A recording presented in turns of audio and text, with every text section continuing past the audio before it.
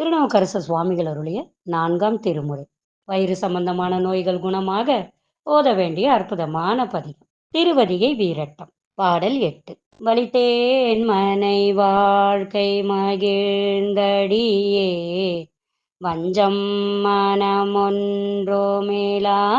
மயினால் சலித்தாலொருவர் துணையாருமில்லை சங்கவெண் கோழை காதுடை எம்பெருமான் களித்தே என்பயிற்றினகம்படியே கலக்கி மலக்கிட்டு கவர்ந்து தின்ன அழுத்தேனடியேன் அதிகை கெடில வீரட்டான தூரை அம்மானே. பாடலின் பொருள். அதிகை அம்மானே, வெண்ணிற சங்கினால் ஆகிய குழை என்னும் காதணியை அணிந்துள்ள எம்பெருமானே, அடியேன் மனத்தில் வஞ்சனை ஒன்றும் இல்லாமையினால் மனையின் கண் மகிழ்ந்து வாழும் வாழ்க்கையை வாழ்ந்தேன்.